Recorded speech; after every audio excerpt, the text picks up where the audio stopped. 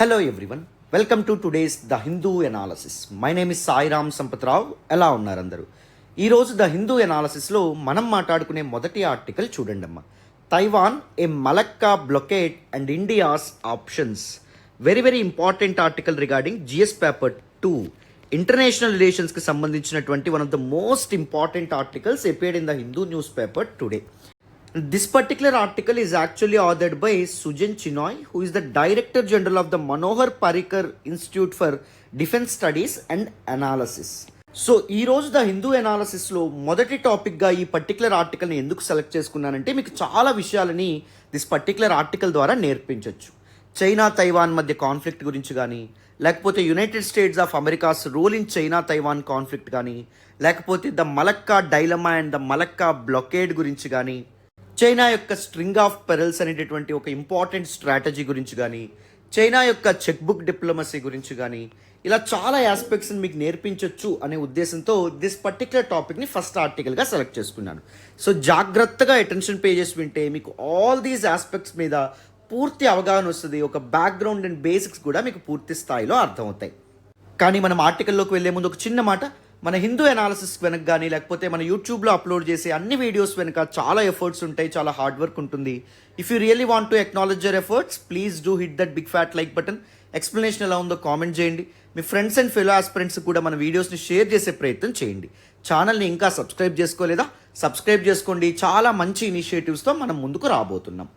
మరి ఎప్పట్లాగానే ఈ ఆర్టికల్ని కూడా మనం దేంతో స్టార్ట్ చేద్దాం? కాంటెక్స్ట్తో స్టార్ట్ చేసే ప్రయత్నం చేద్దాం. ఏ సందర్భంలో మన ఆథర్ సుజన్ చినాయ్ ఈ ఆర్టికల్తో ముందుకు రావడం అనేది జరిగింది చూడండి. గత సంవత్సరంన్నరగా చైనా మరియు తైవాన్ మధ్య కాన్ఫ్లిక్ట్ రోజుకి ఇంటెన్సిఫై అవుతుంది. తైవానీస్ వాటర్స్లో చైనా తమ నావీని అండ్ ఎయిర్ ఫోర్స్ని కంటిన్యూస్గా డిప్లాయ్ చేయడం అనేటువంటి జరుగుతుంది. ఈ సందర్భంలో యునైటెడ్ స్టేట్స్ ఆఫ్ అమెరికా ఏమంటుంది అంటే, తైవాన్ యొక్క సోవరెనిటీని అప్హోల్డ్ చేయడానికి మేము ఎంత దూరమైనా వెళ్తాము, తైవాన్ యొక్క సోవరెనిటీని, తైవానీస్ నేషనల్ ఇంట్రెస్ట్ని అండ్ నేషనల్ సెక్యూరిటీని అప్హోల్డ్ చేయడంలో మేము ముందుంటామని చెప్పి యునైటెడ్ స్టేట్స్ ఆఫ్ అమెరికా గత 1.5 ఇయర్గా చెప్తూనే ఉంది. అయితే ఈ కాంటెక్స్లో ఒకవేళ చైనా తైవాన్ మీద కంప్లీట్ అగ్రెషన్కి పాల్పడింది అనుకోండి, మిలిటరీ యాక్షన్కి పాల్పడింది అనుకోండి, చైనా తైవాన్ మీద యుద్ధం ప్రకటించింది అనుకోండి, అప్పుడు తప్పకుండా యునైటెడ్ స్టేట్స్ ఆఫ్ అమెరికా కూడా దిస్ పర్టిక్యులర్ దీనిలో ఈ కాన్ఫ్లిక్ట్లో ఇన్వాల్వ్ అవ్వాల్సి ఉంటుంది, తైవాన్ పక్షాన పోరాడాల్సి ఉంటుంది, ఎందుకంటే వాళ్ళు కమిట్ అయ్యారు కాబట్టి. మరి ఆ సందర్భంలో ఇండియా ఎలాంటి రోల్ పోషించవచ్చు? మనం వెస్ట్కి ఇప్పుడు దగ్గరగా ఉన్నాం. యునైటెడ్ స్టేట్స్ ఆఫ్ అమెరికా మనకి ఇప్పుడు one of the most important strategic allies, కీలకమైనటువంటి ఫ్రెండ్ మనకి యుఎస్. మరి అప్పుడు ఇండియా ఏం చేయొచ్చు? ఇండియా విషయంలో చైనా ఎప్పటి నుంచో భయపడుతున్నటువంటి ఈ మలక్కా బ్లాకేడ్ ఏదైతే ఉంటుందో దీన్ని ఇండియా ఎగ్జిక్యూట్ చేసే అవకాశం ఉందా? ఎగ్జిక్యూట్ చేయడంలో ఇండియాకి ఎలాంటి కన్స్ట్రైంట్స్ అనేటటువంటి ఉన్నాయి? ఇలాంటి చాలా ఇంట్రెస్టింగ్ ఆస్పెక్ట్స్తో మన ఆథర్ దిస్ పర్టిక్యులర్ ఆర్టికల్తో ముందుకు రావడం అనేది జరిగింది. కాకపోతే మీలో చాలామంది బిగినర్స్ ఉంటారు కాబట్టి మీకు బేసిక్స్ అనేటటువంటివి చాలా ఇంపార్టెంట్. ఫస్ట్, ఇంతకీ చైనా తైవాన్ మీద ఎందుకు అగ్రెషన్కి పాల్పడే ప్రయత్నం చేస్తుంది? ఎందుకు తైవానీస్ వాటర్స్లో వాళ్ళ యొక్క నావీ అండ్ ఎయిర్ ఫోర్స్ని డిప్లాయ్ చేస్తుంది తెలుసుకుందాం. తర్వాత యునైటెడ్ స్టేట్స్ ఆఫ్ అమెరికా ఎందుకు తైవాన్కి ఊరికే సపోర్ట్ చేస్తుంది చైనాకు వ్యతిరేకంగా? What exactly are the interest of United states of America in the so called Indo Pacific region తెలుసుకుందాం. అండ్ దాని తర్వాత చైనా ఇండియా విషయంలో భయపడుతున్నటువంటి దిస్ మలక్కా బ్లాకేడ్ లేదా మలక్కా డైలమా అంటే అర్థం ఏంటి? మరి ఇంతకీ స్ట్రైట్ ఆఫ్ మలక్కా అనేటటువంటిది ఎక్కడుంది తెలుసుకుందాం. అండ్ దాంతోపాటు ఇండియా యొక్క దిస్ మలక్కా బ్లాకేడ్ లేదా మలక్కా డైలమా కాన్సెప్ట్ ఏదైతే ఉంటుందో, అడ్వాంటేజ్ ఏదైతే ఉందో దాన్ని కౌంటర్ బ్యాలెన్స్ చేయడానికి చైనా రీసెంట్గా ఫాలో అవుతున్నటువంటి స్ట్రింగ్ ఆఫ్ పెరల్స్ పాలసీ అంటే అర్థం ఏంటి? ఇవి తెలుసుకున్న తర్వాత మాత్రమే మనం ఈ ఆర్టికల్ని డీటెయిల్డ్గా అనలైజ్ చేయగలం. అప్పుడే మీకు పూర్తి స్థాయిలో అర్థమవుతుంది. So first basics and background మాట్లాడదామా ఒకదాని తర్వాత ఒకటి. తర్వాత దిస్ పర్టిక్యులర్ ఆర్టికల్లో మనకు మెన్షన్ చేసినటువంటి ఇన్సైట్స్ గురించి కూడా డిస్కస్ చేద్దాం. జాగ్రత్తగా అటెన్షన్ పేజెస్ వినాలి, క్లియర్గా ఎక్స్ప్లెయిన్ చేస్తాను. So first up let us look at the introduction part. రీసెంట్గా తైవాన్ మరియు చైనా మధ్య కాన్ఫ్లిక్ట్ అనేటటువంటిది ఇంటెన్సిఫై అవుతుంది. చైనా మరియు తైవాన్ మధ్య కాన్ఫ్లిక్ట్ ఇంకా ఇంటెన్సిఫై అయ్యి మిలిటరీ ఇంటర్వెన్షన్ అనేటటువంటిది జరిగితే, అంటే మిలిటరీ యాక్షన్కి చైనా ఏమైనా పాల్పడితే తైవాన్ మీద, తప్పకుండా United states of America and China మధ్య కాన్ఫ్లిక్ట్ అనేటటువంటిది కూడా స్టార్ట్ అవుతుంది. ఈ సందర్భంలో ఇండియా యొక్క రెస్పాన్స్ ఎలా ఉండొచ్చు చైనా విషయంలో, ముఖ్యంగా స్ట్రైట్ ఆఫ్ మలక్కాని బ్లొకేడ్ చేసేటటువంటి విషయంలో ఇండియాకి ఎలాంటి ఆప్షన్స్ అనేటటువంటి ఉన్నాయి, ఎలాంటి కన్స్ట్రైంట్స్ అనేటటువంటి ఉన్నాయి, ఇలాంటి విషయాలని దిస్ పర్టికులర్ ఆర్టికల్లో మనకి ఎక్స్ప్లెయిన్ చేశారు. So first China Taiwan conflict గురించి అర్థం చేసుకుందాం రండి. So first step let us try to understand the geographical location of Taiwan. ఇదిగోండి, ఇది మన ఇండియా పక్కనే మీకు ఇక్కడ చైనా కనిపిస్తోందని అనుకుంటున్నాను. చైనాకి ఈస్టర్న్ సైడ్ కనిపిస్తున్నటువంటి దిస్ ఐలాండ్ నేషనే తైవాన్ అన్నమాట. మెయిన్లాండ్ చైనాని తైవాన్ని డివైడ్ చేసేటటువంటి స్ట్రైట్ ఏంటి, తైవాన్ స్ట్రైట్ డివైడ్ చేయడం అనేటటువంటి జరుగుతుంది. స్ట్రైట్ అంటే జలసంధి. It's a narrow water way that connects two water bodies, larger water బాడీస్ని కలిపేటటువంటి ఒక నారో వాటర్ వే. దాన్ని జలసంధి అనేటటువంటి పేరుతో పిలుస్తాం, స్ట్రైట్ అంటాం. సో తైవాన్ స్ట్రైట్ ఉంటుంది. మరి తైవాన్ స్ట్రైట్ దేన్ని ఇది చేయడం అనేది జరుగుతుంది, ఇక్కడ ఉన్నటువంటి సౌత్ చైనా సీ ఏదైతే ఉంటుందో దాన్ని, ఇక్కడ ఉండేటటువంటి ఈస్ట్ చైనా సీ ఏదైతే ఉంటుందో దాన్ని రెండింటినీ కలపడం అనేటటువంటి జరుగుతుంది. అండ్ తైవాన్ యొక్క ఎర్లియర్ నేమ్ ఏంటి అంటే, ఇక్కడ ఆరెంజ్ కలర్లో ఉన్నటువంటి ఐలాండ్ నేషన్ యొక్క ఎర్లియర్ నేమ్ ఏంటి అంటే ఫర్మోసా అని చెప్తారన్నమాట, మొదటి పేరు. సో తర్వాత ఇది తైవాన్గా మారడం అనేటటువంటిది జరిగింది. అయితే what exactly is the historical background of China Taiwan conflict, జాగ్రత్తగా గమనించండి, క్లియర్గా మనం మాట్లాడదాం. సో చైనాని చాలా ఏళ్ల కాలం పాటు రూల్ చేసినటువంటి ఒక ఇంపార్టెంట్ డినాసిటీ ఏంటి అంటే royal dynasty, that is Qing dynasty. So Qing dynasty from 1640s నుంచి 1911లో జరిగినటువంటి ఫస్ట్ చైనీస్ రెవల్యూషన్ సమయం వరకు రూల్ చేయడం అనేటువంటి జరిగింది. And these people are the first known royal dynasty to take control over Taiwan మీద వాళ్ళు తమ హోల్డ్ తెచ్చుకోవడం అనేటువంటిది జరిగింది అనమాట. బట్ 1895లో జరిగినటువంటి ఫస్ట్ సైనో జపనీస్ వార్ ఏదైతే ఉంటుందో దాని కారణంగా Qing dynasty had to lose this Taiwan to Japan. Qing dynasty జపాన్కి దిస్ పర్టిక్యులర్ తైవాన్ని అప్పగించాల్సి రావడం అనేది జరిగింది. అండ్ 1895 నుంచి ఇంపీరియల్ జపాన్ మొనార్కీ ఏదైతే ఉంటుందో అది మొత్తం తైవాన్ని తమ కంట్రోల్లోకి తీసుకురావడం అనేది జరిగింది. 1911లో ఈ లోపు ఏం జరిగింది చైనాలో అంటే, చైనాని ఎన్నాళ్ళుగా పరిపాలిస్తున్నటువంటి చింగ్ డినాసిటీ అనేటటువంటిది ఎండ్ అవ్వడం అనేది జరిగింది. దాని రూల్ ఎండ్ అవ్వడం అనేది జరిగింది ఆఫ్టర్ ఫస్ట్ చైనీస్ రెవల్యూషన్. మొత్తానికి మొనార్కీ అనేటటువంటిది ఎండ్ అయ్యి చైనా రిపబ్లిక్గా మారడం అనేటటువంటిది జరిగింది. చైనాలో ROC government, republic of China government ఏదైతే ఉందో అది ఏర్పాటైంది. రిపబ్లిక్ అంటే ఏంటి అంటే a state with no hereditary head. ఒకవేళ హెడ్ ఆఫ్ ద స్టేట్ పదవి అనేటటువంటిది హెరిడిటరీగా వంశపారంపర్యంగా సంక్రమించకపోతే అలాంటి గవర్నమెంట్ మనం రిపబ్లిక్ గవర్నమెంట్ అనేటటువంటి పేరుతో పిలుస్తామన్నమాట. సో మొత్తానికి మొనార్కీ అనేటటువంటిది ఎండ్ అయింది కదా. సో ఎండ్ అయ్యి రిపబ్లిక్ ఏదైతే ఉంటుందో ఎస్టాబ్లిష్ అవ్వడం అనేటటువంటి జరిగింది. నేషనలిస్ట్ గవర్నమెంట్ ఏదైతే ఉందో అది మొట్టమొదటిసారిగా చైనాలో స్థాపించబడ్డం అనేది జరిగింది. సో 1911లో మొత్తానికి చింగ్ డినాసిటీ యొక్క రూల్ అనేటటువంటిది ఎండ్ అయిన తర్వాత ఏర్పడినటువంటి నేషనలిస్ట్ గవర్నమెంట్ పేరేంటి, రిపబ్లిక్ ఆఫ్ చైనా గవర్నమెంట్, గుర్తుపెట్టుకోవాలి.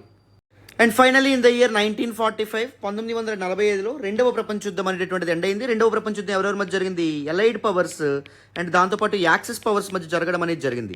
ఎలైడ్ పవర్స్ దీనిలో గెలుపొందడం అనేటటువంటిది జరిగింది. యాక్సిస్ పవర్స్ ఎవరైతే ఉన్నారో వాళ్ళు ఓడిపోవడం అనేది జరిగింది. మీ అందరికీ తెలిసిన అనుకుంటున్నాను. చైనా దీనిలో అంటే రిపబ్లిక్ ఆఫ్ చైనా దీనిలో ఎట్ సైడ్ ఉంది, ఎలైడ్ పవర్స్ చైన్లో ఉంది, గెలుపొందినటువంటి సైడ్ ఉండడం అనేది జరిగింది. జపాన్ ఏదైతే ఉందో అది యాక్సిస్ పవర్ సైడ్ ఉండడం అనేటువంటిది జరిగింది. అవునా కదా, జపాన్ మీదే కదా జపాన్లో ఉన్నటువంటి హిరోషిమా నాగసాకి మీద ఆటం బాంబ్ అనేటటువంటిది అమెరికా వేసి వరల్డ్ వార్ II రెండవ ప్రపంచ యుద్ధం కలగజేసినటువంటి డిస్ట్రక్షన్ని తారాస్థాయికి పీక్ స్టేజ్కి చేర్చడం అనేటువంటిది జరుగుతుంది. ఎంతో మందిని పొట్టన పెట్టుకోవడం అనేటువంటిది జరిగింది. దట్ పర్టికులర్ ఈవెంట్ ఎంతో డిస్ట్రక్షన్ కారణం అవ్వడం అనేది జరిగింది. మొత్తానికి యాక్సిస్ పవర్స్ ఓడిపోతారు కదా. ఓడిపోయిన తర్వాత చైనాని అప్పుడు అడ్మినిస్టర్ చేస్తున్నటువంటి ఆర్ఓసి గవర్నమెంట్ ఏం చేసింది, ఇప్పుడు జపాన్ కంట్రోల్లో ఉన్నటువంటి తైవాన్ని మళ్ళీ తన కంట్రోల్లోకి తెచ్చుకోవడం అనేటటువంటిది జరిగిందనమాట. ఓకే, 1945లో మళ్ళీ తైవాన్ చైనా కంట్రోల్లోకి రావడం అనేటువంటిది జరిగింది, చైనాను పరిపాలిస్తున్నటువంటి ఆర్ఓసి కంట్రోల్లోకి. బట్ 1949లో చైనాలో సెకండ్ రెవల్యూషన్ అనేటటువంటిది స్టార్ట్ అయింది. దాన్ని కమ్యూనిస్ట్ రెవల్యూషన్ అనేటువంటి పేరుతో పిలుస్తాం. ఎవరి అధ్యక్షతన, మావో జెడాంగ్ అధ్యక్షతన కమ్యూనిస్ట్ రెవల్యూషన్ అనేటటువంటిది స్టార్ట్ అవ్వడం వల్ల అప్పుడున్నటువంటి ఎగ్జిస్టింగ్ గవర్నమెంట్ ఆర్ఓసి ఏదైతే ఉంటుందో, రిపబ్లిక్ ఆఫ్ చైనా గవర్నమెంట్ ఏదైతే ఉందో, కమ్యూనిస్టుల దాటికి కమ్యూనిస్టుల యొక్క ఆకృత్యాలకి అటాక్స్కి తాళలేక వాళ్ళు ఎక్కడికి తైవాన్కి పారిపోవడం అనేటువంటిది జరిగింది. సో అప్పటి వరకు ఏముండేది, చింగ్ డినాసిటీ నుంచి 1911లో ఏది ఏర్పాటు అవ్వడం అనేది జరిగిందని చెప్పుకున్నాం, రిపబ్లిక్ ఆఫ్ చైనా గవర్నమెంట్ ఏర్పడింది. సో 1949కి వచ్చేటప్పటికి రిపబ్లిక్ ఆఫ్ చైనా గవర్నమెంట్ ఏదైతే ఉందో, రిపబ్లిక్ ఆఫ్ చైనాని రిప్రజెంట్ చేస్తున్నటువంటి పార్టీ ఏంటి అంటే క్యోమితాంగ్ పార్టీ, కేఎంటీ పార్టీ ఏదైతే ఉందో అది. సో ఆ లీడర్స్, అఫీషియల్స్ వీళ్ళందరూ తైవాన్కి పారిపోయారు. అండ్ ఇక్కడ చైనాని ఇప్పుడు ఎవరు రిప్రజెంట్ చేయడం మొదలుపెట్టారు, People's republic of China. Communist government ఏర్పడింది కదా, కమ్యూనిస్ట్ గవర్నమెంట్ పేరెంట్ ఇప్పుడు పిఆర్సీ ఏదైతే ఉంటుందో అది చైనాలో రిప్లేస్ అవ్వడం అనేటటువంటిది జరిగింది. సింపుల్గా మీరు ఇప్పుడు ఎలా గుర్తుపెట్టుకోవచ్చు అంటే క్లియర్గా చెప్తాను చూడండి. చైనా యొక్క పాపులేషన్ ఎక్కువ కదా మామూలుగా. సో పాపులేషన్ ఎక్కువ కాబట్టి ఇక్కడ People's republic of China government ఉంది అని గుర్తుపెట్టుకోండి. అండ్ ద అదర్ థింగ్ ఏంటి, తైవాన్లో ఉన్నటువంటిది రిపబ్లిక్ ఆఫ్ చైనా గవర్నమెంట్ ఏదైతే ఉంటుందో అది ఉండడం అనేది జరిగింది. ఓకేనా. అండ్ మరి ఇప్పుడు స్టేటస్ ఏంటి అంటే the People's republic of China that is representing the main land China, it is actually claiming rights, entire rights over Taiwan. Taiwan is integral part of China. ఎందుకంటే చైనాను ఒకప్పుడు రూల్ చేసినటువంటి చింగ్ డినాస్టీ కూడా తైవాన్ని control చేయడం అనేది జరిగింది కాబట్టి Taiwan is part of China అని చెప్పి పిఆర్సీ ఏదైతే ఉంటుందో అది అంటుంది. But ROC that is Taiwan ఏముంటుంది, వీఆర్ ఇండిపెండెంట్, వీఆర్ సావరెన్, మేము వేరు, మేము చైనాలో భాగం కాదు అని చెప్పి ఎవరు అండమయ్యేటటువంటిది జరుగుతుంది, రిపబ్లిక్ ఆఫ్ చైనా గవర్నమెంట్ అండమయ్యేటటువంటిది జరిగింది. దీన్ని చైనా యొక్క వన్ చైనా పాలసీ అనేటటువంటి పేరుతో పిలుస్తాం. Under one China policy China claims control over two things, one is Hong Kong and second one ఏంటి అంటే తైవాన్. ఈ రెండు కూడా ఇంటిగ్రల్ పార్ట్ ఆఫ్ చైనా అని చెప్పి చైనా పదే పదే క్లెయిమ్ చేస్తూ ఉంటుంది. But United states of America, ఇప్పుడు United states of America role చూద్దాం చూడండి. ఎప్పుడైతే 1949లో పీపుల్స్ రిపబ్లిక్ ఆఫ్ చైనా అనే కమ్యూనిస్ట్ గవర్నమెంట్ మెయిన్లాండ్ చైనాలో ఏర్పాటు అవ్వడం అనేది జరిగిందో వాళ్ళు తైవానీస్ వాటర్స్లో ఫస్ట్ టైం చాలా అగ్రెషన్కి పాల్పడడం అనేది జరిగింది. ఈ సమయంలో యునైటెడ్ స్టేట్స్ ఆఫ్ అమెరికా ఏం చేసింది అంటే పిఆర్సీకి వ్యతిరేకంగా తన వాయిసెస్ రైజ్ చేయడం అనేది జరిగింది because of the ideological differences. PRC ఏ ఐడియాలజీ మీద ఎస్టాబ్లిష్ అయిందని చెప్పుకున్నాం, communism. But United states of America established on the ideology of democracy. It is the earliest democracy in the world. డెమోక్రసీకి కమ్యూనిజం థ్రెట్ అనేటటువంటి భావంతో ఏం చేయడం అనేది జరిగింది, దిస్ కమ్యూనిస్ట్ గవర్నమెంట్ పిఆర్సీని ఫస్ట్ నుంచి అపోజ్ చేస్తూ ఉండడం అనేది జరిగింది. బట్ సడన్గా 1970s వచ్చేటప్పటికి యునైటెడ్ స్టేట్స్ ఆఫ్ అమెరికా తమ ప్లేట్ తిప్పడం అనేటటువంటిది జరిగింది. యునైటెడ్ నేషనల్ సెక్యూరిటీ కౌన్సిల్లో చైనాని రిప్రజెంట్ చేసేటటువంటి గవర్నమెంట్ పిఆర్సీ అని చెప్పి PRC government, People's republic of China గవర్నమెంట్ని రికగ్నైజ్ చేయడం అనేటువంటిది జరిగింది, గుర్తించడం అనేటువంటిది జరిగింది. బట్ అప్పుడు అమెరికాకి తెలియనటువంటి విషయం ఏంటి అంటే తర్వాత కాలంలో ఫ్యూచర్లో చైనా అనేటటువంటిది అమెరికా యొక్క డామినెన్స్కి ఒక థ్రెట్ కింద కూర్చుంటుందని, ఒక థ్రెట్ కింద తయారవుతుందని, రైట్. బట్ ఇప్పుడు చైనా వరల్డ్ మ్యానుఫ్యాక్చరింగ్ హబ్గా మారడం అనేది జరిగింది. ఎక్స్పోర్ట్ ఎకానమీని విపరీతంగా ఎన్హాన్స్ చేసుకోవడం అనేటువంటిది జరిగింది, using it's economic resources, using it's tactical diplomacy, right. So over these years మనకి 1949లో పిఆర్సీ ఏర్పాటైనప్పటి నుంచే చెప్పాను కదా, under one China policy China is actually claiming Taiwan. But Taiwan ఏం చెప్తుంది, మేము ఇండిపెండెంట్ అని చెప్తుంది. యునైటెడ్ స్టేట్స్ ఆఫ్ అమెరికా ఎవరికి సపోర్ట్ చేస్తుంది, తైవాన్కి సపోర్ట్ చేయడం అనేటువంటిది జరుగుతుంది. సో తైవాన్ యొక్క ఇండిపెండెన్స్ ఏదైతే ఉంటుందో దానికి బలంగా సపోర్ట్ చేయడం అనేటువంటిది, తైవాన్ యొక్క సావరెనిటీని అప్హోల్డ్ చేయడంలో మేము ఎంత దూరమైనా వెళ్తామని చెప్పి అండమయ్యేటువంటిది జరుగుతుంది. But last 1.5 year to 2 year ఎప్పుడైతే చైనా తన మిలిటరీని మోడర్నైజ్ చేసుకుంటూ రావడం అనేది జరిగిందో and United states of America యొక్క హెజిమోనీ, డామినెన్స్ అనేటటువంటిది డిక్లైన్ అవుతుంది. United states of America is not that effective in global geo politics right now అని చెప్పి చైనా సెన్స్ చేయడం అనేది జరిగిందో China is taking aggressive policies, aggressive measures on Taiwan waters ఏవైతే ఉన్నాయో, ముఖ్యంగా తైవాన్ స్ట్రైట్ ఏదైతే ఉందో అక్కడ తన నేవీని, ఎయిర్ ఫోర్స్ని కంటిన్యూస్గా డిప్లాయ్ చేయడం అనేటువంటిది జరుగుతుంది. ఓకేనా, right. So this is the basic background and overview of China Taiwan conflict. Clarity వచ్చిందని అనుకుంటున్నాను. మళ్ళీ గుర్తుపెట్టుకోండి, ఇక్కడ చైనాని, మెయిన్లాండ్ చైనాని రూల్ చేస్తున్నటువంటి government people republic of China, Taiwan rule చేస్తున్నటువంటి government republic of China. Clarity వచ్చిందని అనుకుంటున్నాను. So now let us look at the concept of Malacca dilemma. This particular word Malacca dilemma was coined in 2003. 2003లో Chinese president అయినటువంటి Hu Jintao ఎవరైతే ఉన్నారో ఆయన ఈ particular వర్డ్ని coin చేయడం అనేది జరిగింది. What exactly is the meaning of Malacca dilemma? It simply mean China's dilemma or China's fear of Malacca blockade at the Strait of Malacca. Strait of Malacca ఒకవేళ బ్లాకేడ్కి గురైతే అనేటటువంటి భయమే Malacca dilemmaగా మనం చెప్పొచ్చు. మరి స్ట్రైట్ ఆఫ్ మలక్కాని ఎవరు బ్లాక్ చేయొచ్చు, ఆ పొటెన్షియల్ ఎవరికి ఉంది అంటే ఇండియాకి ఉండడం అనేటువంటి జరిగింది. సో చైనాని కౌంటర్ అటాక్ చేయడానికి ఇండియా దగ్గర ఉన్నటువంటి ఒక పెద్ద అస్త్రమే దిస్ మలక్కా డైలమా కింద మనం చెప్పొచ్చు. ఇంతకీ straight of Malacca, the longest straight in the world, అది ఎక్కడ ఉండడం అనేటువంటిది జరిగింది చూడండి. ఇది మన ఇండియా యొక్క అండమాన్ అండ్ నికోబార్ ఐలాండ్స్ మీకు కనిపిస్తున్నాయి, కనిపిస్తున్నాయి. అక్కడ అండమాన్ సీ కూడా మీకు కనిపిస్తుందని అనుకుంటున్నాను. ఇదిగోండి ఇక్కడ నుండి ఇక్కడ మీకు కనిపిస్తున్నటువంటి స్ట్రైట్ ఏదైతే ఉందో, జలసంధి ఏదైతే ఉందో, దీన్ని మనం స్ట్రైట్ ఆఫ్ మలక్కా పేరుతో పిలవడం అనేటువంటి జరుగుతుందన్నమాట. స్ట్రైట్ ఆఫ్ మలక్కా అండమాన్ సీని అండ్ దాంతోపాటు సౌత్ చైనా సీని, ఈ రెండింటినీ కలపడం అనేటువంటి జరుగుతుంది, గుర్తుపెట్టుకోండి. And it separates Malaysia and Sumatran island of Indonesia. మలేషియాని ఇండోనేషియాని సెపరేట్ చేయడం అనేటువంటి జరుగుతుంది, గుర్తుపెట్టుకోవాలి. ఓకేనా. ఇప్పుడు మీకు ఇంకొక 2 ఇంపార్టెంట్ స్ట్రైట్స్ గురించి కూడా ఎక్స్ప్లెయిన్ చేస్తాను చూడండి. ఒకటవది సుండా స్ట్రైట్ ఏదైతే ఉందో అది ఇక్కడ మీకు కనిపిస్తుందని అనుకుంటున్నాను. So Indonesia Java and Sumatran islands ఏవైతే ఉంటాయి వీటి మధ్యలో ఉండమనేటువంటిది జరిగింది. అండ్ దాంతోపాటు ఇంకొక స్ట్రైట్ చూడండి, లొంబాక్ స్ట్రైట్ అనమాట. ఇక్కడ ఒక స్ట్రైట్ అనేటువంటిది కూడా కనిపిస్తుంది మీకు. అర్థమవుతుందా? సో దీస్ స్ట్రైట్స్ ఏవైతే ఉంటాయో వీటిని మ్యారిటైమ్ చోక్ పాయింట్స్ అనేటటువంటి పేరుతో పిలుస్తామన్నమాట.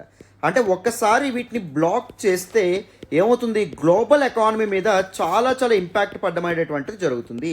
అండ్ దాంతోపాటు వీటిని బ్లాక్ చేస్తే ఎప్పుడైతే డిఫరెంట్ కంట్రీస్ యొక్క ఎకానమీస్ మీద వేరే ఇంపాక్ట్ పడుతుందో అది మిలిటరీ కాన్ఫ్లిక్ట్స్ కూడా దారి తీసేటటువంటి అవకాశం ఉంటుంది. ఎందుకంటే కంట్రీస్ వాళ్ళ యొక్క ఎకనామిక్ ఇంట్రెస్ట్ మీద ఏవైనా ప్రభావం పడింది అనుకోండి, ఏవైనా ఎఫెక్ట్ పడింది అనుకోండి, చూస్తూ కూర్చోవు. అర్థమవుతుందా? క్లారిటీ వచ్చిందని అనుకుంటున్నాను.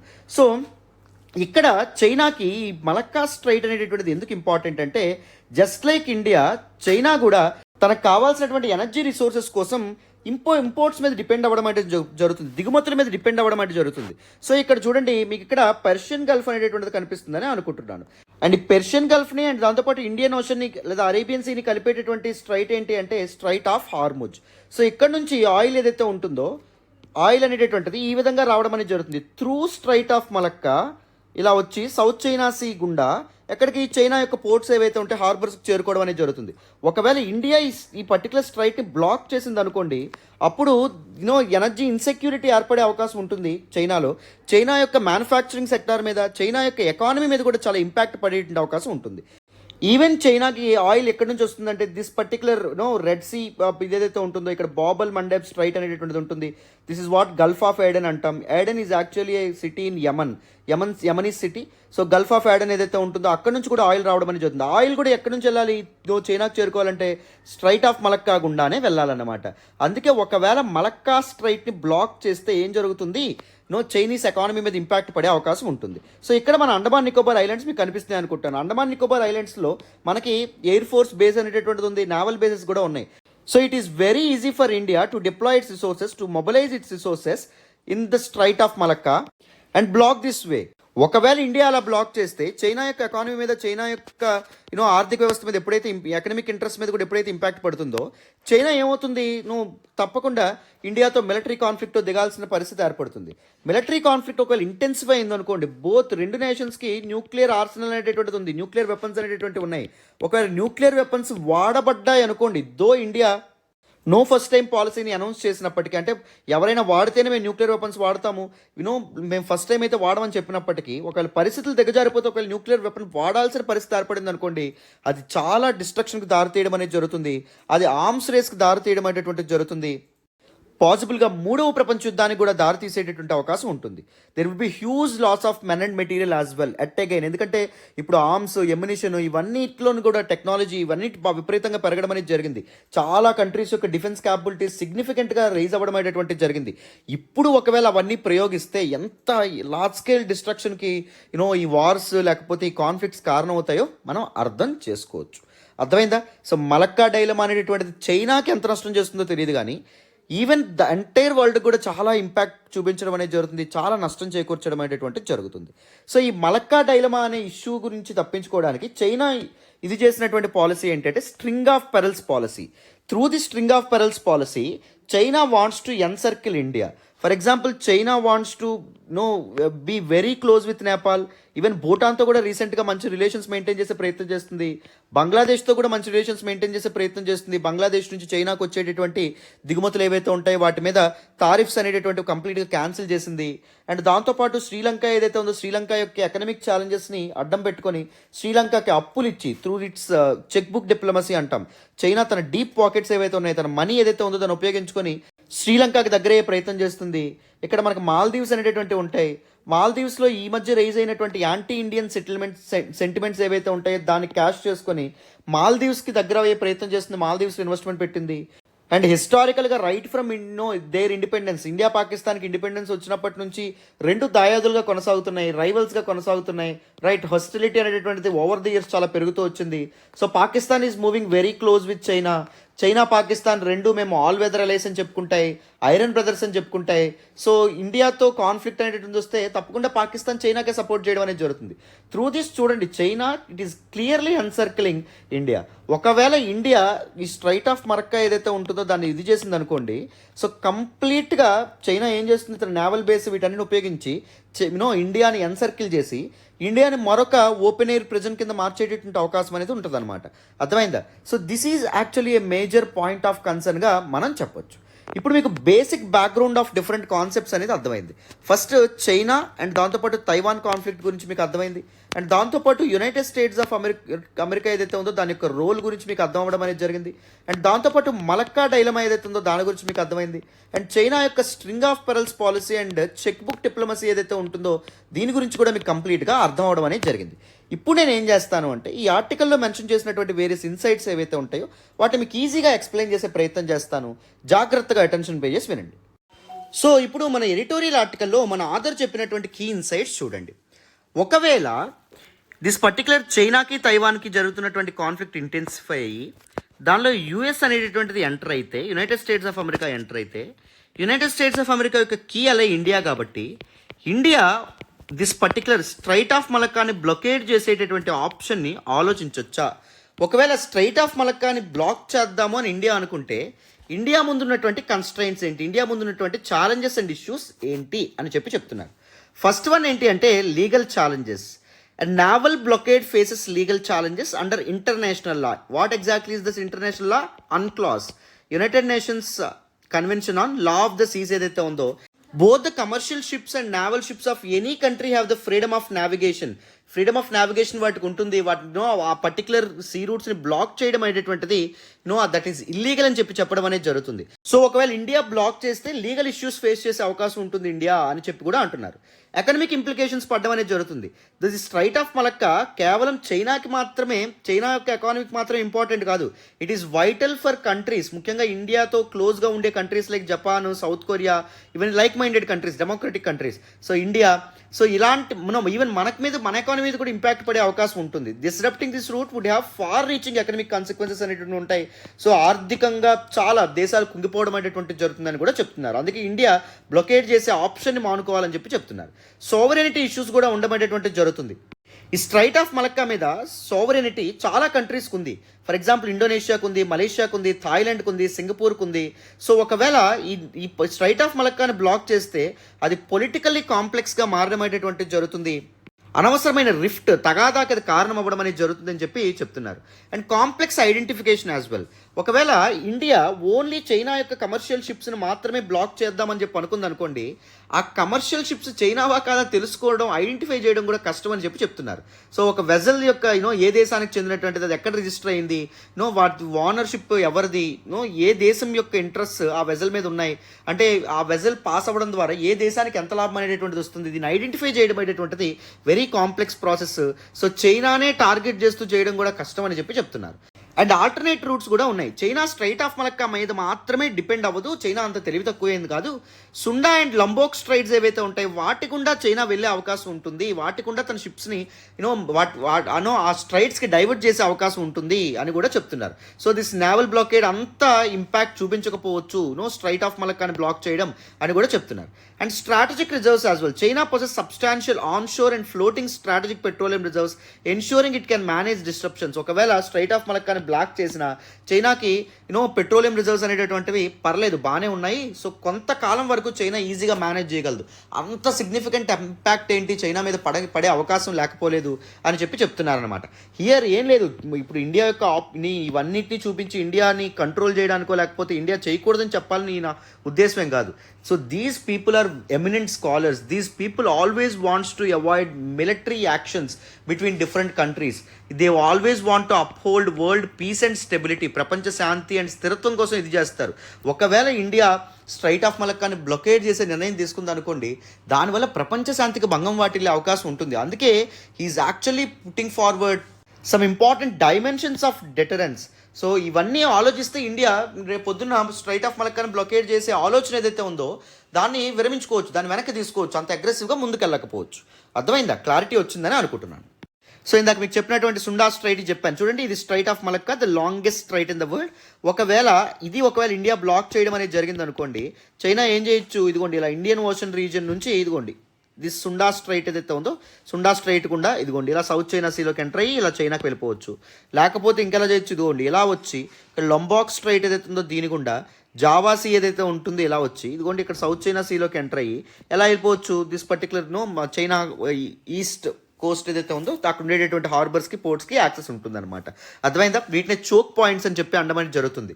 మ్యారిటైమ్ చోక్ పాయింట్స్ అంటాం. ఒకవేళ ఇవి బ్లాక్ అయితే గ్లోబల్ ఎకానమీ మీద సివియర్ ఇంపాక్ట్ పడడం అనేది జరుగుతుందమ్మా. అండ్ మనం గతం నుంచి కూడా చాలా పాఠాలు నేర్చుకోవాలని చెప్పి మన ఆధార్ చెప్తున్నారు. హిస్టారికల్గా మనం గమనిస్తే వరల్డ్ వార్ 1 సమయంలో, మొదటి ప్రపంచ యుద్ధం సమయంలో జర్మనీ యొక్క వెజల్స్ ఏవైతే ఉంటే వాటిని యూకే బ్రిటన్ బ్లాక్ చేయడం కారణంగా సివియర్ మిలిటరీ కాన్ఫ్లిక్ట్గా దారి తీయడం అనేది జరిగింది. మొదటి ప్రపంచ యుద్ధం విపరీతంగా ఇంటెన్సిఫై అవ్వడం అనేది జరిగింది. ఈవెన్ జపాన్ వరల్డ్ వార్ 2 సమయంలో జపాన్ మీద United states of America embargo విధించడం అనేటువంటి రెస్ట్రిక్షన్స్ విధించడం అనేది జరిగింది. దీని కారణంగా రెండవ ప్రపంచ యుద్ధం కూడా ఇంటెన్సిఫై అవ్వడం అనేటువంటి జరిగింది. ఇవి మనకు దేని చూపిస్తున్నాయి? Introduction of commercial shipping can escalate conflicts. Commercial ships ఏవైతే ఉంటాయో వాటిని అడ్డుకుంటే, వాటిని బ్లాక్ చేస్తే అవి సివియర్ కాన్ఫ్లిక్ట్స్కి దారితీసే అవకాశం ఉంది అని చెప్పి కూడా మనం అర్థం చేసుకోవచ్చు. ప్రపంచ యుద్ధాలకు కూడా దారితీసే అవకాశం ఉందని చెప్పి కూడా మనం అర్థం చేసుకోవాలి. అండ్ ఇరాన్ యుఎస్ టెన్షన్స్ గురించి కూడా మనం చాలా లెసన్స్ నేర్చుకోవచ్చు.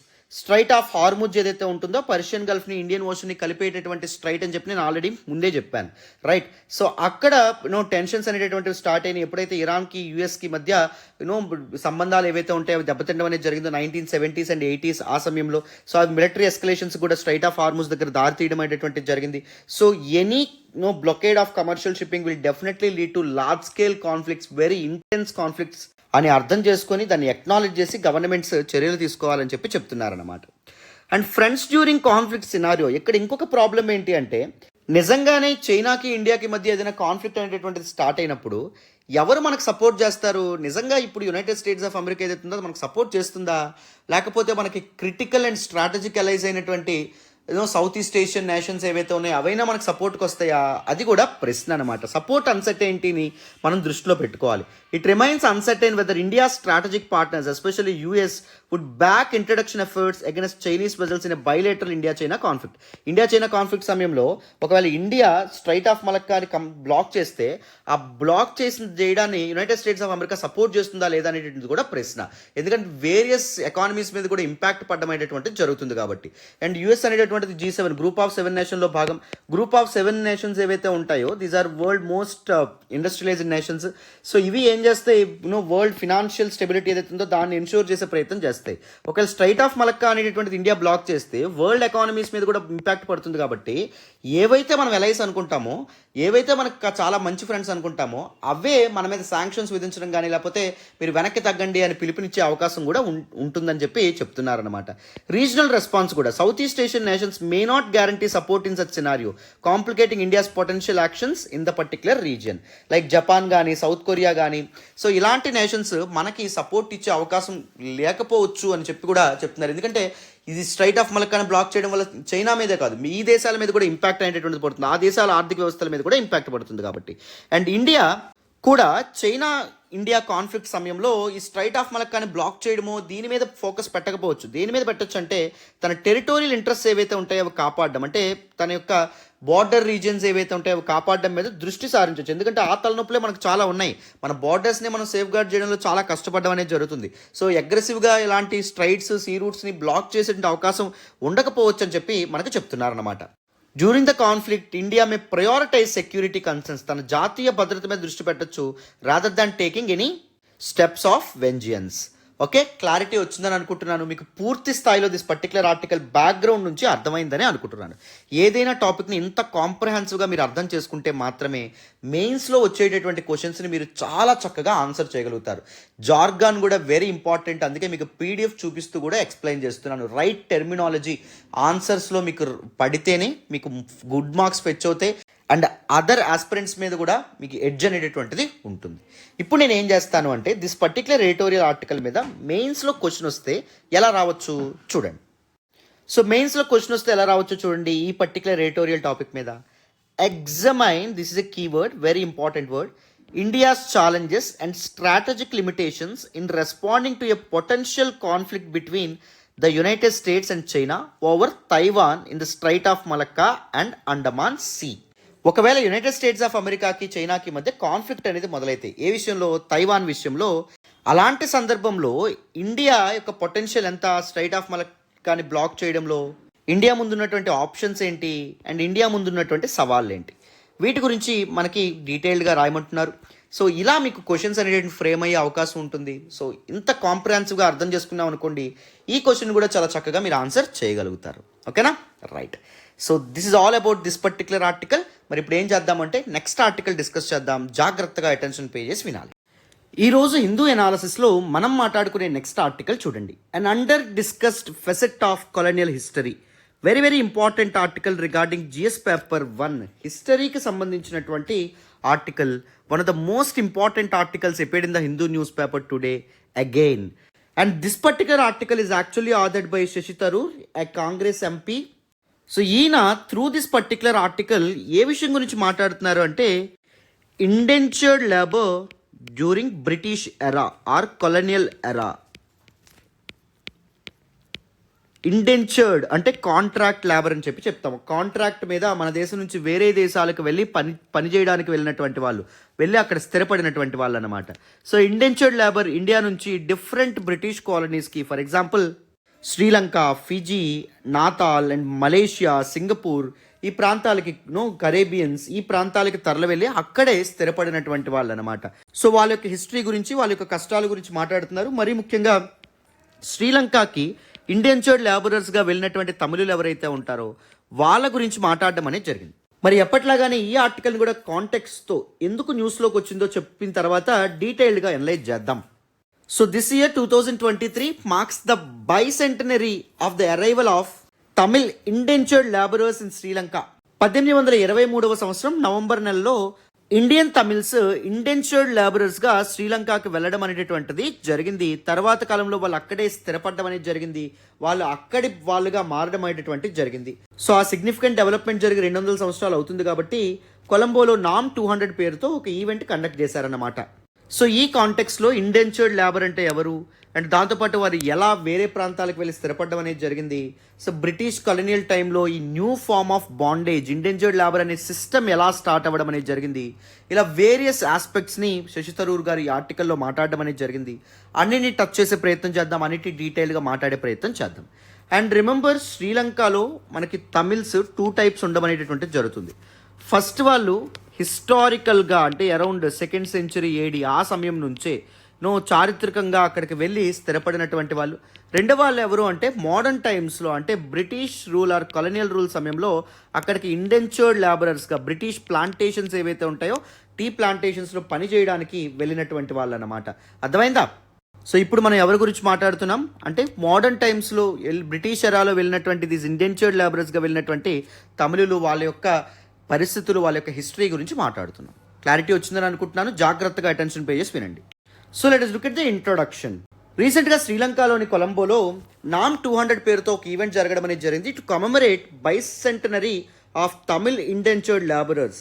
తమిళ్ ఇండెంచర్డ్ లేబరర్స్ శ్రీలంకకి మొట్టమొదటిసారిగా వచ్చి 200 సంవత్సరాలు అవుతుంది కాబట్టి ఈ ఈవెంట్ని సెలబ్రేట్ చేయడం అనేటువంటిది జరిగింది.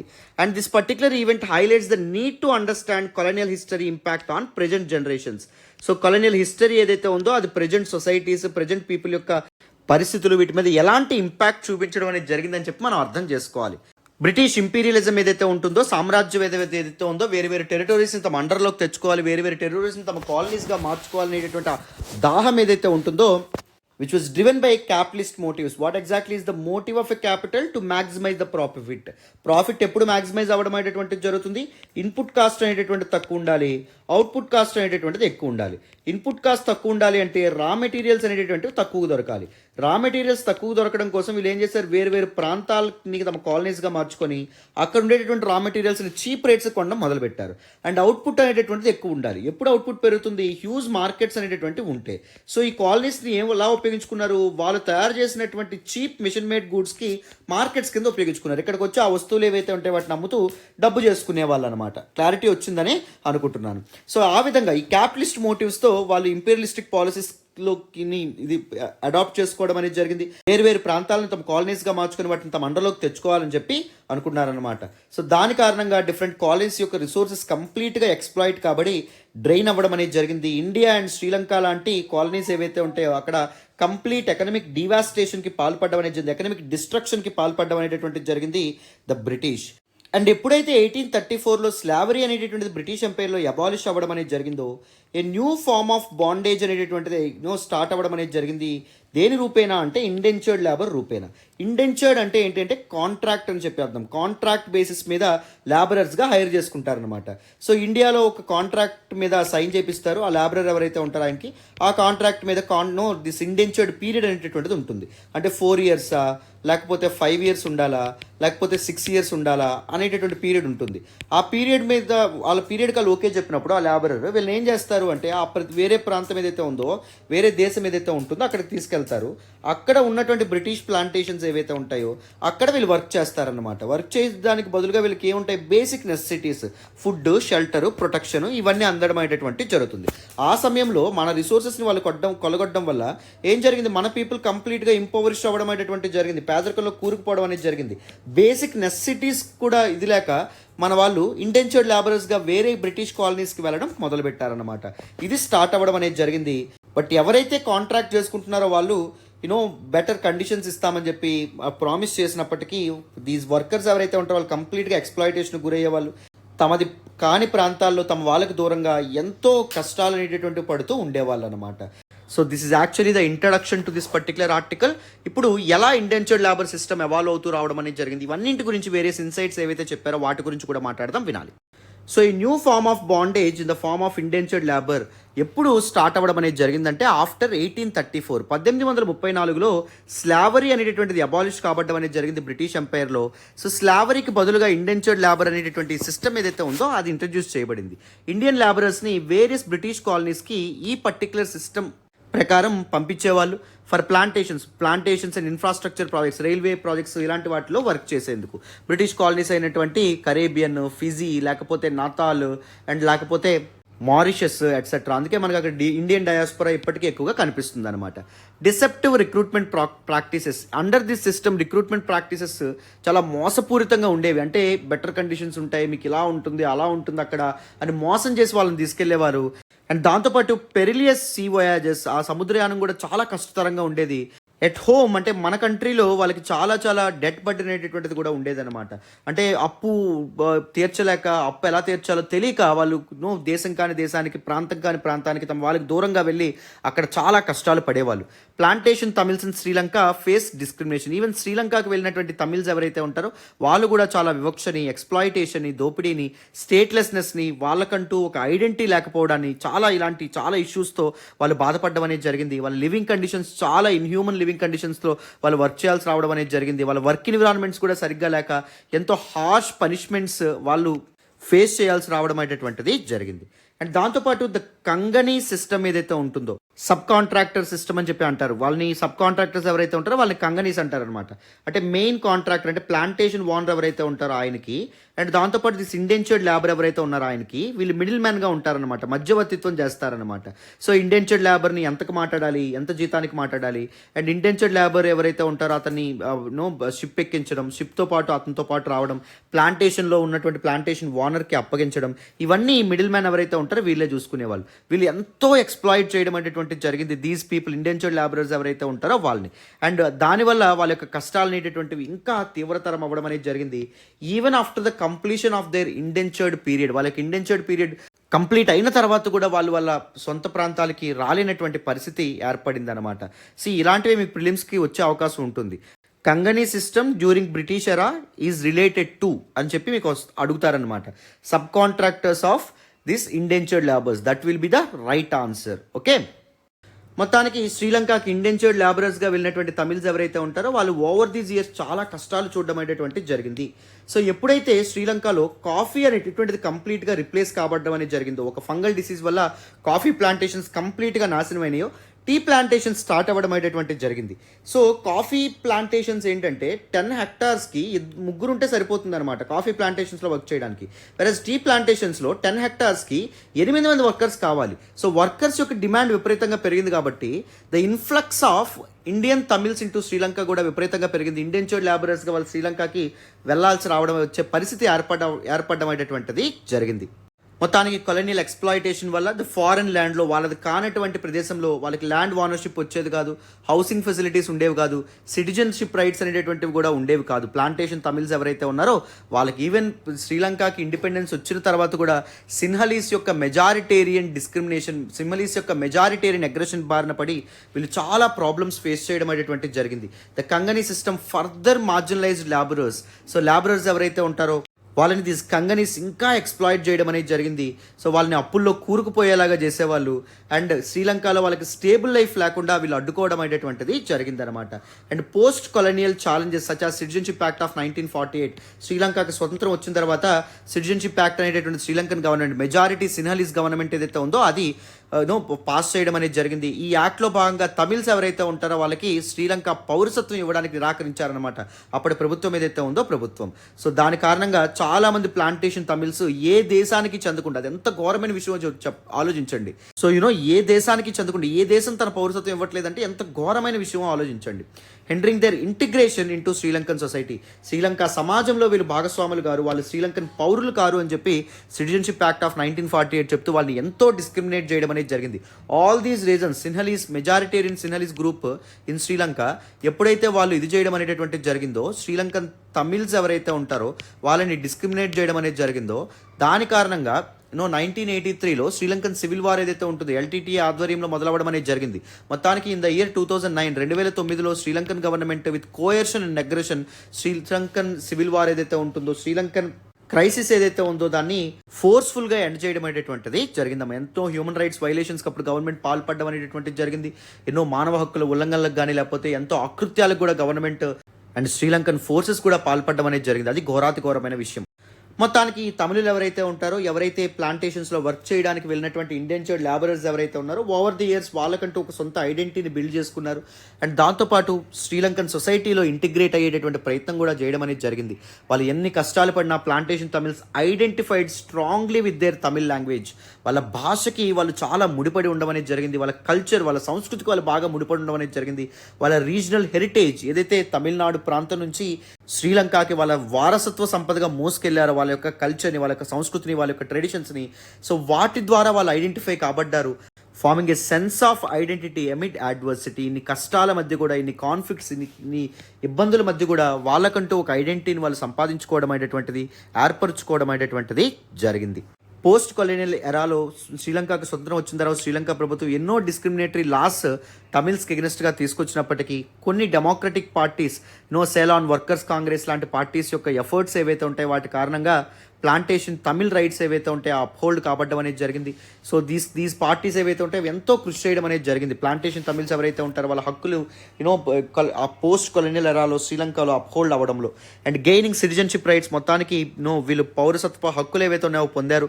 అండ్ ఓటింగ్ ప్రివిలేజెస్ ఏవైతే ఉంటాయో అవి కూడా పొందారు. These are significant milestones in the journey of plantation Tamils, although challenges remain in achieving equal integration and opportunity. But majoritarian Sinhalese group ఎవరైతే ఉంటారో వాళ్ళకి సమానంగా హక్కులు అనేటటువంటి ఉన్నాయా అంటే అది ప్రశ్నార్థకం. The plantations Tamils resilience, determination and subaltern struggle, వీళ్ళ యొక్క కృషి ఏదైతే ఉందో it embody their journey towards equality, సమానత్వం కోసం ఎంతో కష్టపడడం అనేది జరిగింది. Inspiring admiration for their tenacity and spirit, వాళ్ళ యొక్క బలమైన కోరిక, వాళ్ళ యొక్క తృష్ణ అనేటటువంటిది, వాళ్ళ యొక్క కృషి అనేటటువంటిది మెచ్చుకోదగినటువంటిది. ఇట్ షుడ్ బి అప్లాడబుల్ అని చెప్పి మన ఆదర్ శశి థరూర్ గారు చెప్తున్నారన్నమాట. కంప్లీట్గా డీటెయిల్డ్గా దిస్ పర్టికులర్ ఆర్టికల్ కూడా మీకు పూర్తి స్థాయిలో అర్థమైందని అనుకుంటున్నాను. ఓకేనా? మరి ఇప్పుడు వితౌట్ ఎనీ ఫర్దర్ డిలే మనం నెక్స్ట్ ఆర్టికల్ డిస్కస్ చేద్దాం. వినండమ్మా. ఈరోజు హిందూ ఎనాలిసిస్లో మనం మాట్లాడుకునే నెక్స్ట్ ఆర్టికల్ చూడండి. Importance of loss and damage funds. Very important article regarding GS paper 3 environment and ecology and climate చేంజ్కి సంబంధించినటువంటి ఆర్టికల్. జిఎస్ పేపర్ 2 ఇంటర్నేషనల్ రిలేషన్స్కి సంబంధించినటువంటి ఆర్టికల్ కూడా one of the most important articles appeared in the Hindu newspaper today again. And ఈ article దేని గురించి మాట్లాడుతుందంటే loss and damage funds ఏవైతే ఉంటాయో వాటి గురించి మాట్లాడుతుంది. క్లైమేట్ చేంజ్కి సంబంధించినటువంటి క్లైమేట్ ఫినాన్స్ ఏదైతే ఉంటుందో దాని గురించి మాట్లాడుతుంది. జాగ్రత్తగా అటెన్షన్ పే చేసి వింటే బ్యాక్గ్రౌండ్ నుంచి డీటెయిల్గా దిస్ పర్టికులర్ టాపిక్ గురించి మాట్లాడదాం అండ్ మీకు పూర్తి స్థాయిలో అర్థమయ్యేలా చెప్తాను. అటెన్షన్ పే చేసి వినాలి. సో ఈ ఆర్టికల్లో ఏం చెప్తున్నారు అంటే ఎప్పుడైతే మన క్లైమేట్ చేంజ్ అండ్ క్లైమేట్ చేంజ్కి సంబంధించినటువంటి ఇష్యూస్ విపరీతంగా ఇంటెన్సిఫై అవుతున్నాయో, క్లైమేట్ క్రైసిస్ అనేటటువంటిది విపరీతంగా ఇంటెన్సిఫై అవుతుందో, టూ కాన్సెప్ట్స్ అనేటటువంటివి ప్రపంచం మాట్లాడుకుంటుంది. ఒకటి అడాప్టేషన్ అనే కాన్సెప్ట్, రెండవది లాస్ అండ్ డ్యామేజ్ అనేటటువంటి ఈ కాన్సెప్ట్ అనమాట. ఫస్ట్ క్లైమేట్ అడాప్టేషన్ అంటే ఏంటో మనం మొదట అర్థం చేసుకోవాలి. క్లైమేట్ అడాప్టేషన్ అంటే ఏం లేదు, proactive response to climate change involving deliberative choices to cope up with climate related challenges. First climate related challenges ఏంటి, క్లైమేట్ చేంజ్ వల్ల వస్తున్నటువంటి సవాళ్ళు ఏంటి అంటే ఫ్లడ్స్ అవ్వచ్చు, డ్రాట్స్ అవ్వచ్చు, మీన్ సీ లెవెల్ రైజ్ అవ్వచ్చు. ఇవన్నీ క్లైమేట్ చేంజ్ వల్ల వస్తున్నటువంటి ముఖ్యమైన సవాళ్ళు, అవునా కాదా? సో ఈ సవాళ్ళు ఏవైతే ఉంటాయో వాటిని ముందే మనం ఎక్స్పెక్ట్ చేసి వీటిని తట్టుకునే విధంగా మనకు దేశాలను నిర్మించుకున్నాం అనుకోండి, మన ప్రపంచాన్ని తయారు చేసుకున్నాం అనుకోండి, దాన్ని క్లైమేట్ అడాప్షన్ అంటాం. అంటే వాతావరణంలో వస్తున్నటువంటి మార్పులకి అనుగుణంగా మనం ముందే ప్రిపేర్ అవ్వడానికి డెలిబరేటివ్గా ఏమైనా యాక్షన్స్ తీసుకుంటే, ఫర్ ఎగ్జాంపుల్ ఫ్లడ్స్ ఏవైతే ఉంటాయో వరదల నుంచి ప్రజల్ని అండ్ వాళ్ళ యొక్క లైవ్లీహుడ్స్ని కాపాడడానికి ఫ్లడ్ రెజైలెంట్ ఇన్ఫ్రాస్ట్రక్చర్ని బిల్డ్ చేయడం కానీ, లేకపోతే మీన్ సీ లెవెల్ రైజ్ వల్ల కనుమరుగైపోతున్నటువంటి ప్రాంతాలు ఏవైతే ఉన్నాయి, తీర ప్రాంతాలన్నీ సముద్రంలో మునిగిపోతున్నాయి కదా. సో అక్కడ కావాల్సినటువంటి మెజర్స్ ఏవైతే ఉంటాయో తీసుకోవడం, దీని అన్నింటినీ క్లైమేట్ చేంజ్ అడాప్టేషన్ అనే పేరుతో పిలుస్తామన్నమాట. ఇప్పుడు మరి లాస్ అండ్ డ్యామేజ్ అంటే ఏంటి? Loss and damage represents irreversible consequences of climate change extending beyond monetary value affecting human rights and well being. For example, ఇదివరకే మనుషులు వాళ్ళకు ఆర్థికంగా కోల్పోయినటువంటి నిధులు కానీ, ఆర్థిక నష్టం కానీ, లేకపోతే క్యాజువాలిటీస్, మనిషి ప్రాణం పోతే దాన్ని మరి తిరిగి తీసుకురాలేం. They are complete irreversible consequences అనమాట. క్లైమేట్ చేంజ్ కారణంగా ప్రపంచం ఫేస్ చేయాల్సి వచ్చినటువంటి కాన్సిక్వెన్సెస్, డిగ్రేడేషన్ ఆఫ్ ఎకోసిస్టమ్స్ కానీ, లేకపోతే degradation of these cultural heritage కానీ, ఒకసారి ఇవి కంప్లీట్గా కొలాప్స్ అయిన తర్వాత మళ్ళీ వాటిని తిరిగి ఎస్టాబ్లిష్ చేయగలమా, తిరిగి తీసుకురాగలమా, తిరిగి వాటిని ఇది చేయగలమా అంటే చేయలేం. సో దీన్ని మనం లాస్ అండ్ డ్యామేజ్ అని చెప్పి అంటారనమాట. సో క్లైమేట్ ఫినాన్స్ అనే కాన్సెప్ట్ మీకు తెలుసనే అనుకుంటున్నాను.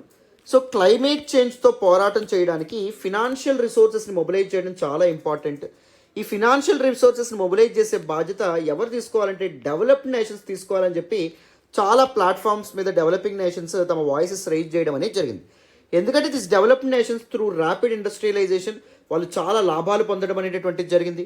అండ్ ఇండస్ట్రియలైజేషన్ ద్వారా ఎకోసిస్టమ్స్ని, రిసోర్సెస్ని పూర్తిగా ఎక్స్ప్లాయిట్ చేసి, పూర్తిగా డ్యామేజ్ చేసి, ఇప్పుడు ఉన్నటువంటి వాతావరణంలో వస్తున్నటువంటి మార్పులకి వాళ్ళే పెద్ద కారణం. ఈ క్లైమేట్ చేంజ్ అనుకున్నటువంటి పెద్ద పాపం ఎవరిదంటే this developed industrial nations. So they need to finance this climate adaptation infrastructure కానీ, క్లైమేట్ రిజైలెంట్ ఇన్ఫ్రాస్ట్రక్చర్ కానీ, లేకపోతే డెవలపింగ్ నేషన్స్ వీళ్ళు చేసినటువంటి పాపం వల్ల అనుభవించినటువంటి ఇర్రివర్సబుల్ కాన్సిక్వెన్సెస్ని ఎంతో కొంత పూడ్చడానికి ఫండింగ్ కానీ వీళ్ళు ఇవ్వాలి, డెవలప్డ్ నేషన్స్ అనేటువంటి ఇవ్వాలని చెప్పి ఒక ప్రిన్సిపల్తో ముందుకు రావడం అనేది జరిగింది. Common but differentiated responsibilities. అందరి యొక్క కామన్ గోల్ ఏంటి? క్లైమేట్ చేంజ్ ఎదుర్కోవడం, క్లైమేట్ చేంజ్తో బ్యాటిల్ చేయడం. బట్ రెస్పాన్సిబిలిటీస్ డిఫరెన్షియేటెడ్గా ఉండాలి. అంటే కొన్ని దేశాలు ఏవైతే ఉంటాయి డెవలప్డ్ అండ్ ఇండస్ట్రియల్ నేషన్స్కి ఎక్కువ రెస్పాన్సిబిలిటీస్, ఎక్కువ బాధ్యత ఉండాలి. డెవలపింగ్ నేషన్స్ ఏవైతే ఉంటాయో వాటి మీద రెగ్యులేషన్స్, రెస్ట్రిక్షన్స్ కాస్త ఈజీగా ఉండాలి, కాస్త తక్కువగా ఉండాలి అనే ఉద్దేశంతో ఈ ప్రిన్సిపల్ ఏదైతే ఉందో తీసుకురావడం అనేటువంటిది జరిగిందమ్మా. చూడండి, developed nations they are accountable for damage cause due to historic pollution. హిస్టారికల్గా ఇండస్ట్రియల్ రెవల్యూషన్, ర్యాపిడ్ ఇండస్ట్రియలైజేషన్ ద్వారా కాలుష్యానికి కారణమయ్యారు. సో వాళ్ళే ఈ డ్యామేజ్ ఏదైతే జరిగిందో క్లైమేట్కి అండ్ ఎకోసిస్టమ్స్కి వాళ్ళే దానికి కారణం. ఆ పాపం ఎవరిదంటే developed nations. So global surface temperature అనేటువంటిది 1 degree Celsiusకి పెరగడానికి కూడా కారణం వాళ్ళే.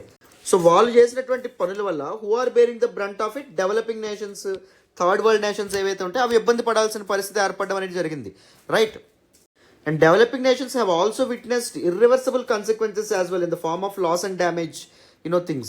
సో అందుకు లాస్ అండ్ డ్యామేజ్ ఫండ్ అనేటటువంటిది ఒకటి ఏర్పాటు చేయాలి. క్లైమేట్ ఫినాన్స్లో ఇది కూడా భాగం అవ్వాలని చెప్పి ఏ meeting, conference of parties 19 meeting ఏదైతే ఉంటుందో దీనిలో ఒక అగ్రిమెంట్ అనేటటువంటి చేయడం అనేది జరిగింది 2013లో. COP 19 ఎక్కడ జరిగింది? పోలాండ్లోని వార్సాలో జరగడం అనేటటువంటిది జరిగింది.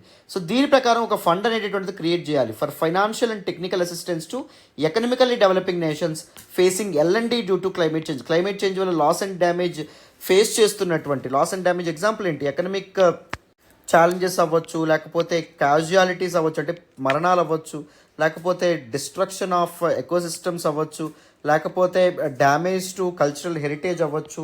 So these are irreversible consequences. వీటిని ఎదుర్కొనేందుకు వీటిని ఎంతో కొంత పూడ్చేందుకు ఏం చేయాలి? డెవలపింగ్ నేషన్స్ కొంత ఫండింగ్ అనేది ఇవ్వాలి in the form of L&D fund అని చెప్పి కాన్ఫరెన్స్ ఆఫ్ పార్టీస్ 19 మీటింగ్ 2013లో నిర్ణయించడం అనేటటువంటిది జరిగింది. అండ్ తర్వాత చాలా ఇనిషియేటివ్స్తో ముందుకు రావడం అనేది జరిగింది. Initiatives like Santiago network for L&D and the Glasgow dialogue at conference of parties 26 ఇలాంటి చాలా మీటింగ్స్తో ముందుకు రావడం అనేది జరిగింది. And conference of parties 27 meeting ఏదైతే ఉందో 2021లో జరిగినటువంటిది, దానిలో ఒక ట్రాన్సిషనల్ కమిటీ ఏదైతే ఉందో అది కూడా ఏర్పాటు చేశారన్నమాట. అంటే ఈ ఫండ్ అండర్లో ఎటువంటి కొత్త ఫండింగ్ మెకానిజమ్స్ అనేటటువంటివి ఏర్పాటు చేయొచ్చు, అంటే ఈ ఫండ్ని ఎలా ప్రొక్యూర్ చేయాలి, ఎలా మేనేజ్ చేయాలి, వీటి గురించి ఒక ఫార్ములా అనేటటువంటి తయారు చేయడానికి వీటికి సంబంధించి అనమాట. అర్థమైందా? బట్ ఈ ట్రాన్సిషనల్ కమిటీ ఎఫెక్టివ్గా వర్క్ చేయకపోవడం కూడా ఒక ఇంపార్టెంట్ ఇష్యూ అని చెప్పి మనకి దిస్ పర్టికులర్ ఆర్టికల్లో మెన్షన్ చేశారు. మరి this loss and damage fund ఏదైతే ఉందో దానికి సంబంధించినటువంటి ఇష్యూస్ ఏంటి, వాటి గురించి కూడా చెప్పారు. చూడండి. Impasse at transition committee meetings, TC4 and TC5 meetings అనేటటువంటి ఎఫెక్టివ్గా జరగకపోవడం. ఎందుకంటే there was no consensus on operationalising the L&D fund. ఈ లాస్ అండ్ డ్యామేజ్ ఫండ్ అనేటటువంటిది ఎలా ఆపరేషనలైజ్ చేయాలి, ఎలా డిస్ట్రిబ్యూట్ చేయాలి, వీటి మీద అందరికీ ఒక మాట మీద ఎవరూ లేకపోవడం అనమాట. అదొక problem. And different points of contention, different points of issues అనేటటువంటి ఉన్నాయి. ఫస్ట్ వరల్డ్ బ్యాంక్ ఏదైతే ఉంటుందో వరల్డ్ బ్యాంక్ ఈ ఫండ్ని హోస్ట్ చేయాలి అని చెప్పడం. వరల్డ్ బ్యాంక్లో రిప్రజెంటేషన్ అనేటటువంటిది వేరీడ్గా ఉంటుంది కాబట్టి డెవలప్డ్ నేషన్స్కి ఎక్కువ రిప్రజెంటేషన్ ఉంటుంది కాబట్టి ఈ ఫండ్ బయాస్ ఉండొచ్చు, డెవలప్డ్ నేషన్స్ బయాస్ అయ్యే అవకాశం ఉండొచ్చు వరల్డ్ బ్యాంక్ దాన్ని మేనేజ్ చేస్తే అని చెప్పి డెవలపింగ్ నేషన్స్ ఎవరైతే ఉన్నారో వాళ్ళు దీనికి వ్యతిరేకంగా మాట్లాడారన్నమాట. కామన్ బట్ డిఫరెన్షియల్ రెస్పాన్సిబిలిటీస్ అని చెప్తున్నారు. అందరికీ ఒకే గోలు, బట్ రెస్పాన్సిబిలిటీ డిఫరెన్షియేటెడ్గా ఉండాలి. కానీ ఎవరికి ఎంత రెస్పాన్సిబిలిటీస్ ఉండాలి దాని మీద కూడా ఒక కన్సెన్సస్ అన్నింటినీ లేకపోవడం. క్లైమేట్ చేంజ్ని ఎదుర్కోవడానికి ఫండింగ్ క్రైటీరియా అనేటటువంటిది అండ్ ఫండ్ రిసిపియంట్స్ ఎవరైతే ఎవరికి ఎక్కువ ఫండింగ్ అనేది రావాలి, ఎవరికి తక్కువ ఫండింగ్ అనేది రావాలి, దీని మీద కూడా ఒక ఎలిజిబుల్ క్రైటీరియా కానీ లేకపోతే దీని మీద ఒక కన్సెన్సస్ లేకపోవడం కూడా పాయింట్ ఆఫ్ కంటెన్షన్గా మనం చెప్పొచ్చు అనమాట. And TC5 transition committee meeting 5th meeting ఏదైతే ఉందో దానికి అవుట్కమ్ కూడా decision to host the fund by the World Bank for an interim period of 4 years with dedicate independent secretariat. ఈ డెసిషన్ తీసుకున్నారు TC5 మీటింగ్లో. బట్ కానీ ఫండ్ సైజ్ మీద ఎటువంటి క్లారిటీ లేదు. ఎంత ఫండ్ ప్రొక్యూర్ చేద్దాం అనుకుంటున్నారు? ఫర్ ఎగ్జాంపుల్ క్లైమేట్ ఫినాన్సింగ్ కోసం డెవలప్డ్ నేషన్స్ 2020 నుంచి $100 బిలియన్ ఇస్తామని చెప్పి ప్రామిస్ చేసినాయి. సో ఇక్కడ లాస్ అండ్ డ్యామేజ్ ఫండ్కి ఎంత కేటాయిస్తారనేటువంటి విషయం ఏదైతే ఉందో దాని మీద క్లారిటీ లేదు. Developed nations non committal stands on primary funding, voluntary support and rejection of CBDR principles, common but differentiated responsibilities ప్రిన్సిపల్స్ని డెవలప్డ్ నేషన్స్ ఎప్పటికప్పుడు వ్యతిరేకిస్తూ ఉన్నాయి. సో వాలంటరీగా వాళ్ళు సపోర్ట్ ఇస్తాము, డెవలపింగ్ నేషన్స్కి హెల్ప్ చేస్తాము క్లైమేట్ రెసిలియంట్ ఇన్ఫ్రాస్ట్రక్చర్ ఏర్పాటు చేసుకోవడంలో, క్లైమేట్ అడాప్షన్ కోసం అని చెప్పి వాళ్ళు ముందుకు రావట్లా. అది కూడా ఒక ప్రాబ్లం అనమాట. అండ్ దాంతోపాటు these developed nations and developing nations మధ్య డివైడ్ అనేటటువంటిది విపరీతంగా పెరిగిపోవడం అనేటువంటిది జరిగింది regarding historical responsibilities for climate change consequences. ఒకరిని ఒకరు నమ్మలేనటువంటి పరిస్థితి అనమాట. దానివల్ల కూడా ఒక కన్సెన్సస్ రావట్లేదు, ఒక మాట మీద నిలబడేటటువంటి పరిస్థితి ఉండట్లేదు. And unwillingness of wealthy nations, these developed nations ఎవరైతే ఉన్నారో వాళ్ళు క్లైమేట్ నెగోషియేషన్స్ ఏవైతే ఉంటాయో వాటిని అండర్మైన్ చేస్తూ ఉన్నారు. దీస్ చర్చలు ఏవైతే ఉంటాయో వాటిని and create doubts about collaborative efforts. అందరూ కొలాబరేటివ్గా వర్క్ చేయాలంటారు కానీ మేము ఎక్కువ వర్క్ చేస్తామని చెప్పట్లేదు. ఎందుకంటే they enjoyed the fruits of this industrialisation and the pollution and all. So వాళ్ళు ఎక్కువ రెస్పాన్సిబిలిటీ తీసుకోవాలి and challenges the cooperative spirit necessary to address the climate change effectively. So అందరూ కోఆపరేటివ్గా వర్క్ చేయాలి అనే స్పిరిట్ ఏదైతే ఉందో దాన్ని వీళ్ళు ఎగనెస్ట్గా ఉండమనేటటువంటిది జరిగిందనమాట. వాళ్ళు ముందుకు రావట్లేదు, అదొక problem. Implications threatens climate justice, దీని కారణంగా క్లైమేట్ జస్టిస్ మీద ఇంపాక్ట్ పడడం అనేటువంటిది జరుగుతుంది. And intensifies suffering in vulnerable communities suffer అయ్యే అవకాశం ఉంటుంది దీని కారణంగా. అండ్ హ్యుమానిటేరియన్ క్రైసిస్ మొదలయ్యే అవకాశం ఉంటుంది. గ్లోబల్ ఎకానమీ మీద ఇంపాక్ట్ పడే అవకాశం ఉంటుంది. సెక్యూరిటీ కన్సర్న్స్ కూడా దారి తీసేటటువంటి అవకాశం ఉంటుందన్నమాట. Climate induced instability, climate change కారణంగా అస్థిరత అండ్ దాంతోపాటు కాన్ఫ్లిక్ట్స్ అనేటటువంటి మొదలయ్యే అవకాశం కూడా ఉంటుంది. So these are some important consequences, potential ఇంప్లికేషన్స్గా కూడా మనకి చెప్తున్నారు. And let us look at the కన్క్లూజన్లో ఏం చెప్పారు అంటే, దీస్ ఇర్రివర్సిబుల్ కన్సిక్వెన్సెస్ అంటే లాస్ అండ్ డ్యామేజ్ ఏదైతే ఉందో అది ఒకవైపు అడాప్టేషన్, ఈ రెండింటిని బ్యాలెన్స్ చేస్తూ క్లైమేట్ రెసిలియంట్ ఎఫర్ట్స్ ఇంటిగ్రేటెడ్ మేనర్లో ఉండేటటువంటి విధంగా చూసుకోవాలని చెప్తున్నారనమాట. Need for a comprehensive approach, ఒక కాంప్రహెన్సివ్ అప్రోచ్తో గవర్నమెంట్స్ ముందుకు వెళ్ళాలి అని కూడా చెప్తున్నారు. Importance of L&D fund, it ఎన్షోర్స్ climate justice and equality, justice and solidarity వీటిని అప్హోల్డ్ చేస్తుంది. రిచ్ కంట్రీస్ అండ్ దాంతోపాటు ప్రాస్పరస్ కంట్రీస్ ఏవైతే ఉన్నాయో వాళ్ళ ఆబ్లిగేషన్స్ని ఫుల్ఫిల్ చేయడం ద్వారా కార్బన్ ఎమిషన్స్ అనేటటువంటివి తగ్గుతాయి. Financial resources in a fair and just మేనర్లో డెవలపింగ్ నేషన్స్కి చేరుకోవడం అనేటటువంటి జరుగుతుంది. క్లైమేట్ చేంజ్ని అందరూ కలిపి సమర్థవంతంగా ఎదుర్కొనేటటువంటి ఒక పరిస్థితి ఏర్పడుతుందన్నమాట. So this is all about the conclusion. So మీకు మొత్తం ఆర్టికల్ నేను డీటెయిల్గా మెయిన్స్ పర్స్పెక్టివ్లో చక్కనైనటువంటి నోట్స్ని పర్ఫెక్ట్గా తయారు చేసి మరీ ఎక్స్ప్లెయిన్ చేయడం అనేది జరుగుతుంది. ఎందుకంటే ద హిందూను ఒక ఆర్టికల్ని ఎందుకు ఇవ్వడం అనేది జరుగుతుంది, యూపీఎస్సీ ఆస్పిరెంట్స్ కోసం ఇవ్వదు. హిందూ చదవాలి, యూపీఎస్సీ ఆస్పిరెంట్స్ కరెక్టే, బట్ హిందూ యొక్క బాధ్యత ఏంటి, న్యూస్ ఏదైతే ఉంటుందో దాన్ని మాత్రం చెప్పడం. బట్ వచ్చినటువంటి పేపర్లో అపేర్ అయినటువంటి ఆర్టికల్స్ ఏవైతే ఉంటాయో వాటిని మన ఎగ్జామ్ సెంట్రిక్గా, ముఖ్యంగా మెయిన్స్ అండ్ ప్రిలిమ్స్ సెంట్రిక్గా మనం ఉపయోగించుకోవడం మనకి చాలా ఇంపార్టెంట్. సో అందుకే నేను ఆ చాకరీ అంతా చేస్తూ ఉన్నాను, ఆ నోట్స్ అంతా మీకోసం తయారు చేస్తూ ఉన్నాను. So make use of all these efforts. Okay, so efforts మీకు నచ్చుతున్నట్టయితే మీరు if you really want to acknowledge your efforts, please do hit that big fat like button. So this is all about this particular article and this is all about today's the Hindu analysis. మళ్ళీ రేపటి హిందూ అనాలిసిస్లో కలుద్దామమ్మా. Thank you so much for all the support and all the love so far. Bye నాన్న.